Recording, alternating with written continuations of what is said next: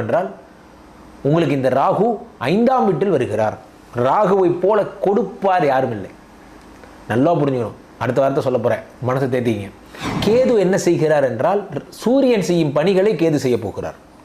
துலாம் ராசிக்காரர்கள் இந்த ராகு கேது பயிற்சிக்கு அப்புறம் நீங்கள் யார் ஹட் பண்ணீங்களோ அந்த ஹட் பண்ணவங்க சாட்டிஸ்ஃபை ஆகிற வரைக்கும் உனக்கு இந்த கர்மா தொடரும்டாங்கிறார்.